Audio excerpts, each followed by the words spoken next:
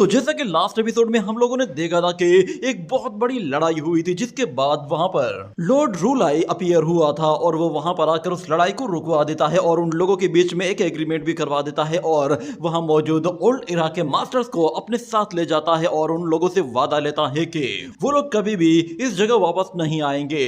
मगर दूसरी तरफ वो मास्क मैन वो अकेला रह जाता है, क्योंकि इंपीरियल मास्टर ने कहा था कि ये यहाँ से नहीं जा सकता। जिसके बाद उस मास्क मैन ने अपने आप को ही मार दिया था, जिसकी वजह से सब लोग हैरान थे कि आखिर ये खुद को कैसे मार सकता है। मगर सारी प्रॉब्लम्स रिजॉल्व हो गई थी और सब लोग अपने अपने घरों को चले गए थे। और यहाँ पर मोशन को पता चलता है कि इंपीरियल मास्टर उस लड़ाई में थोड़ा बहुत इंजर्ड हुआ है और वो अपने आप को हील करवाने के लिए मोशन के पास वापस आता है। और यहाँ पर हम लोगों ने एम्परर को देखा था, वो लिन वन पर बहुत ज्यादा गुस्सा होता है कि आखिर हमारे इंपीरियल एकेडमी के डिसाइपल्स की लोकेशन के बारे में दूसरे लोगों को कैसे पता चला।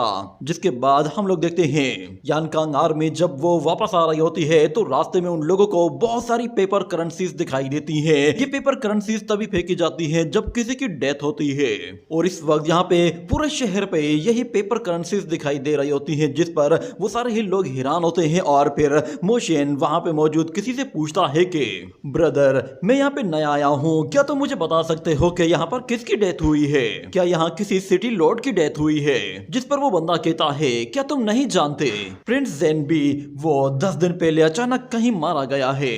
उनकी डेथ की वजह से पूरे के पूरे शहर में उनकी मौत का शोक मनाया जा रहा है।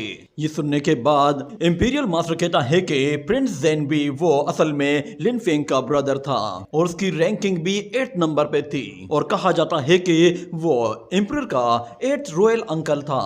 सब लोग उसकी बहुत ज्यादा रेस्पेक्ट करते थे और कहा जाता है कि उन्होंने अपनी अर्ली एज में लास्ट एम्परर के साथ फाइट करके उनके लैंड पर अपनी तरफ से कब्जा कर लिया था। इसके अलावा उसने और भी बहुत सारी जंगें लड़ी हैं जहां वो मरते मरते बाल बाल बचा था, मगर उसके बावजूद भी वो कभी भी हिम्मत नहीं हारा। और इसके अलावा उसने लास्ट एम्परर की जान भी कई मर्तबा बचाई थी। मगर उनकी अचानक डेथ की वजह से मुझे अब उनके रेजिडेंस जाना होगा और उन्हें रेस्पेक्ट के साथ ट्रिब्यूट पेश करना होगा। ये सुनकर मोशन फिर मास्टर से कहता है कि आखिर प्रिंस ज़ेनबी वो हमारे साथ गद्दारी क्यों कर रहा है?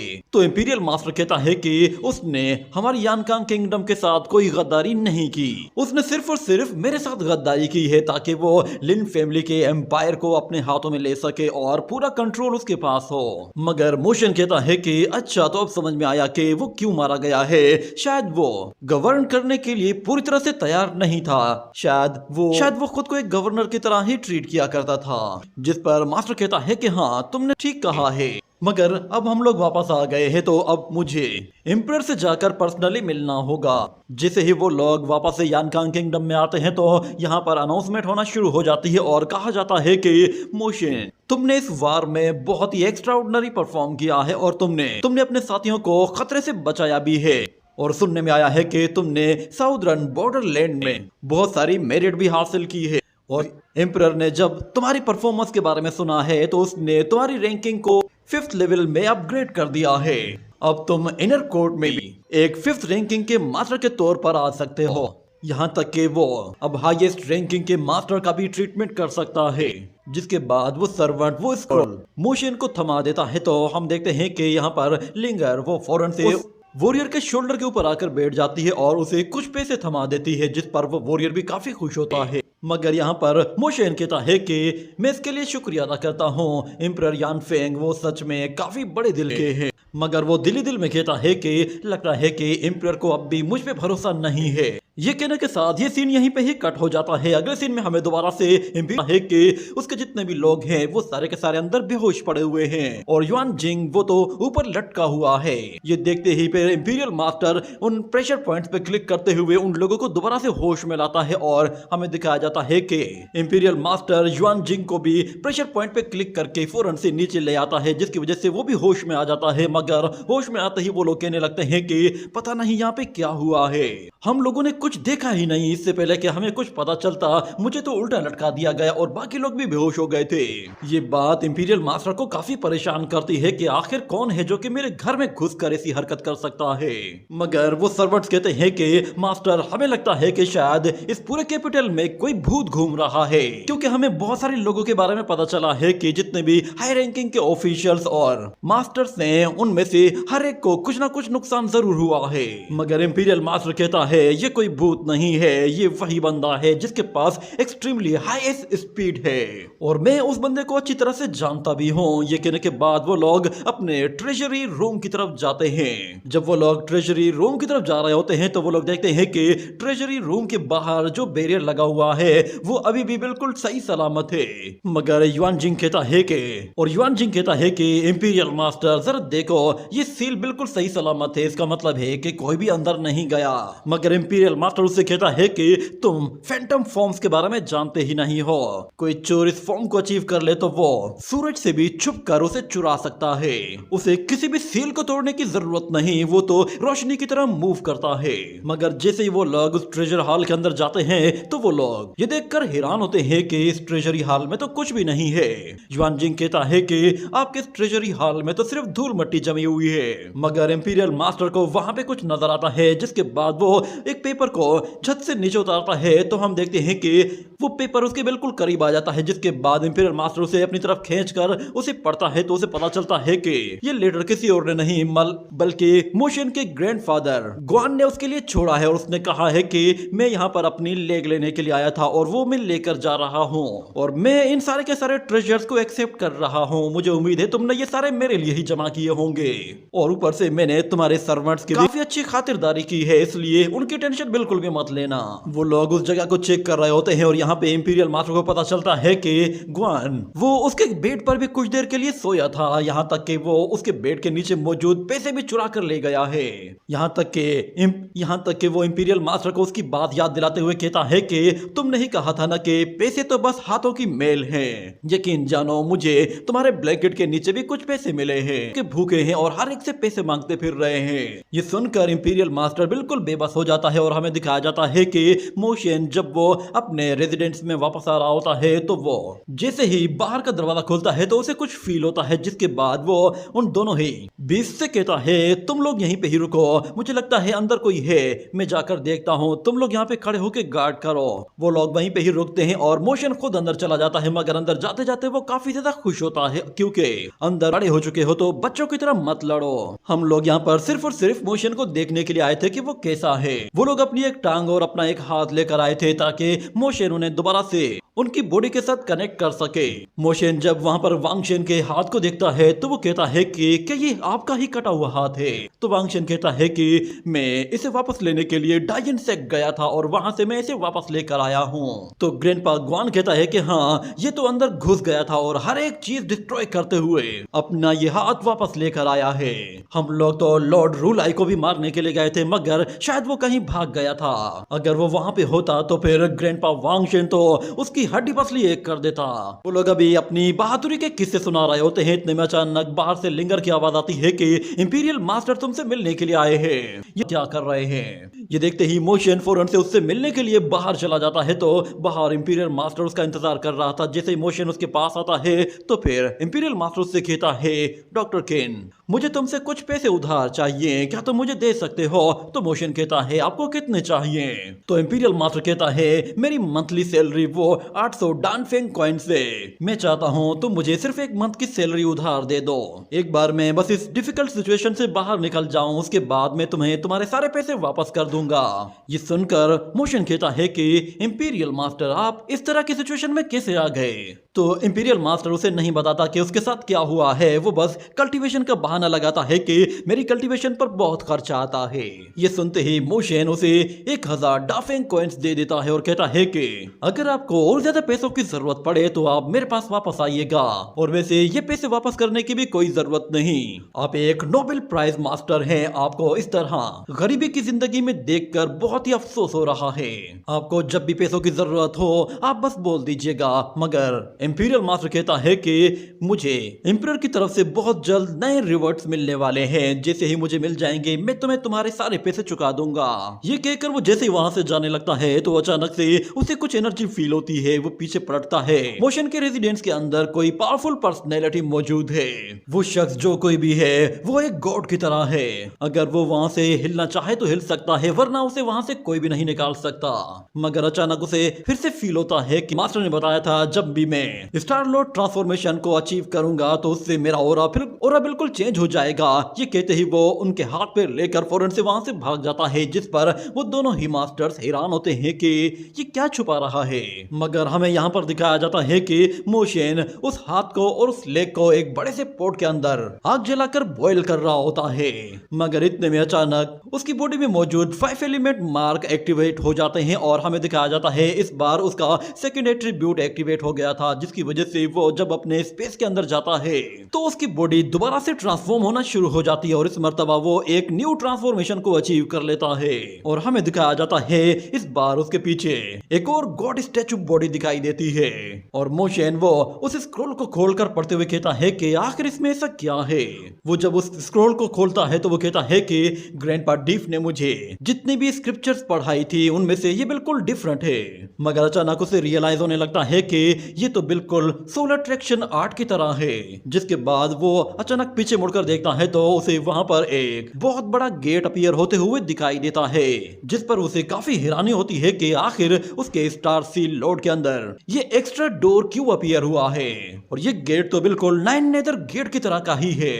और वो उस डोर के ऊपर लिखी हुई उस राइटिंग को देखता है तो वो कहता है कि ये राइटिंग तो बिल्कुल उसी सोल आर्ट स्क्रिप्चर की तरह की है। मगर इतने में उसे एक बहुत ही डरावनी सी आवाज सुनाई देती है। वो आवाज उससे कहती है कि मामूली से पिद्दी से इंसान तुम्हारी हिम्मत कैसे हुई, तुम्हें लगता है कि तुम इसे इतनी आसानी से पहचान लोगे। ये सुनकर मोशन डर सा जाता है और कहता है कि कौन है यहाँ, कौन है जो कि मेरे सीक्रेट स्पेस के अंदर मुझसे बात कर रहा है। मगर फिर वो शख्स मोशन से कहता है कि जब यानकांग इंपीरियल मास्टर वो अपने गद्दारों के साथ फाइट कर रहा था तुम्हें उसी वक्त पता चल गया था कि मैं तुम्हारी बॉडी में मौजूद हूँ, तो फिर तुम इस वक्त दिखावा क्यों कर रहे हो। वैसे भी तुमने अपने उन ओल्ड ग्रैंड पास को जानबूझकर अपने घर से दूर भेजा है ताकि तुम मुझे बाहर लाकर मुझसे बात कर सको। मैं साफ साफ समझ गया था कि तुम मुझे आजमाना चाहते हो। ये सुनते ही मोशन अपने एक्सप्रेशन बिल्कुल चेंज कर लेता है और कहता है कि अच्छा तो इसका मतलब ये है कि तुम कोई बेवकूफ गॉड नहीं हो।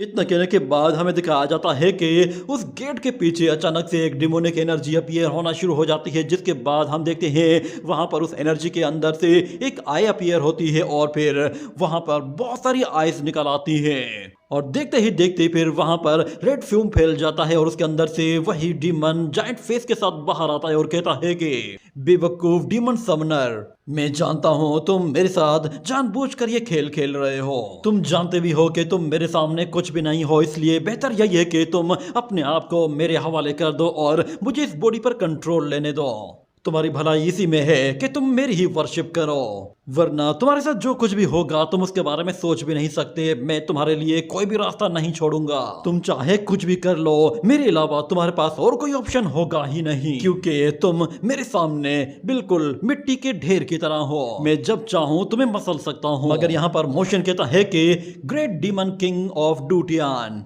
मैं तुम्हें ये बता दूं कि होंगशेंग सेक्ट वो पूरी तरह से बर्बाद हो चुका है। अब इस दुनिया में अगर कोई तुम्हें समन कर सकता है तो वो सिर्फ और सिर्फ मैं अकेला बंदा हूँ। अगर तुम मुझे मार देते हो तो फिर इस दुनिया में आने के तुम्हारे सारे के सारे रास्ते बंद हो जाएंगे और तुम कभी भी यहाँ पर नहीं आ पाओगे। ये सुनकर वो डीमन किंग गुस्से में आ जाता है और कहता है तुम मुझे धमकी दे रहे हो। मैं चाहूँ तो मैं हजारों तरीके आजमा सकता हूँ जिससे मैं तुम्हें पूरी तरह से कंट्रोल कर सकता हूँ और तुमसे अपना हर काम करवा सकता हूँ। ये कहने के बाद वो वहां पर बहुत ही ज्यादा लाइटनिंग गिराता है और वो लाइटनिंग मोशन के आसपास गिर रही होती है, मगर कोई भी उसे हिट नहीं करती। ये देखते ही मोशन उससे कहता है कि क्या तुम्हें डर नहीं लगता कि इससे तुम्हारा एक्सपोजर खराब होगा। ये बात सुनते ही डीमन किंग खामोश हो जाता है और फिर कहता है चलो अब बोलना शुरू करो। तो मोशन कहता है मैं अच्छी तरह से जानता हूं, जब मैंने टैनबो सिटी में तुम्हें समन किया था तो उस वक्त तुमने अपनी कॉन्शियसनेस को मेरी बॉडी के अंदर छुपा दिया था। क्यों, मैं सही कह रहा हूं ना? वैसे भी तुम्हारे पास बहुत बार मौका था, तुम कभी भी चाहते तो तुम एक्ट कर सकते थे। तुम मेरे खिलाफ जब भी कोई एक्शन लेना चाहते तो तुम्हें पूरी तरह से आजादी थी, तुम कुछ भी कर सकते थे, मगर तुमने कुछ भी नहीं किया।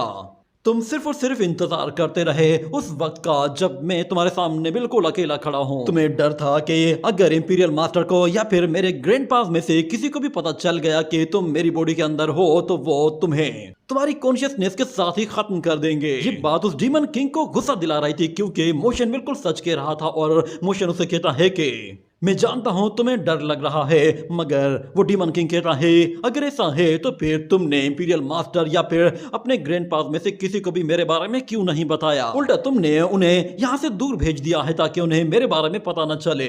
अच्छा मैं अब समझा, तुम जानबूझकर मुझे बाहर लाना चाहते थे।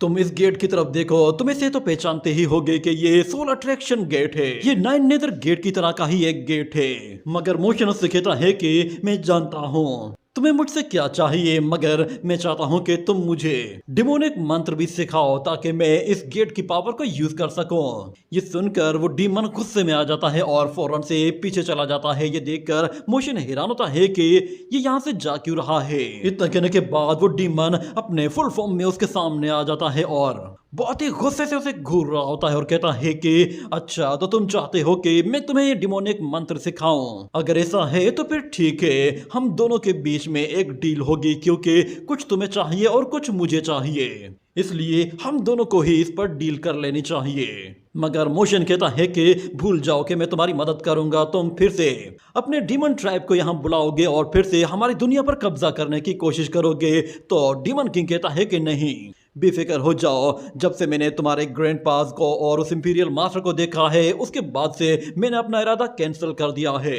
तुम्हें बस मेरे कुछ मिनिस्टर्स को यहाँ पर समन करना है ताकि मेरे कुछ लोग यहाँ पर आकर अलग अलग जगहों पर रहें। वो यहाँ पर रहेंगे और अपने आप को मल्टीप्लाई करेंगे।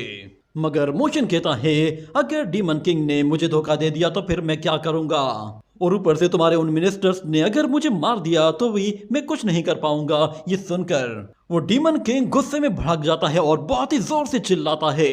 ऐसा लग रहा था कि जैसे मोशन ने उसकी दुखती रग पे हाथ रख दिया है, जिसकी वजह से वो गुस्से में लाल पीला होता जा रहा था। और वो फिर मोशन से कहता है कि ठीक है, मैं तुम्हारे साथ 9 फोल्ड कसम खाता हूँ। ये 9 फोल्ड टूबो कसम है जिसे कभी भी नहीं तोड़ा जाता। अगर हम दोनों में से किसी ने भी अपना वादा तोड़ा तो फिर 9 नेदर वर्ल्ड के ग्रेट एम्परर ग्रेट टूबो वो खुद से अपीयर होंगे और हम दोनों में से किसी एक की सोल को खुद खींचकर उसकी बॉडी से निकालेंगे। ये बात सुनते ही मोशन कहता है 9 नेदर वर्ल्ड का ग्रेट एम्परर टूबो, मैंने सिर्फ उसका नाम सुना है मगर मैंने कभी उसके बारे में ज्यादा कुछ नहीं सुना। ये सुनते ही वो डीमन किंग कहता है द ग्रेट टूबो वो 9 नेदर वर्ल्ड का सबसे हाईएस्ट रैंकिंग का गॉड है और 9 नेदर वर्ल्ड के डिमोनिक पाथ का सिर्फ वही एक सोर्स है। और तुमने 9 नेदर कैपिटल लॉर्ड्स को भी देखा होगा, वो सिर्फ और सिर्फ उसके इनवॉइस हैं और उसके लिए ही काम करते हैं। मगर द ग्रेट एम्परर टूबो वो हर डेथ को कंट्रोल करता है और सभी सोल्स को भी वही कमांड देता है, यहाँ तक के गॉड्स और डीमंस जब वो मर जाते हैं तो वो उसके ही गुलाम बनते हैं। चलो अब मुझे बताओ कि तुम इसके बारे में क्या कहते हो। तो ये सुनकर मोशन थोड़ा सा हिचकिचाता है मगर वो कहता है कि अच्छा ठीक है, मगर मुझे डिमोनिक लैंग्वेज नहीं आती है, मैं चाहता हूँ कि तुम मुझे डिमोनिक मंत्र ह्यूमन लैंग्वेज में समझाओ। ये बात उस डीमन को हैरान कर देती है। वो कहता है कि बच्चे तुम तो सच में बहुत ही शातिर हो। ये कहने के साथ ही ये एपिसोड भी यहीं पे ही एंड हो जाता है।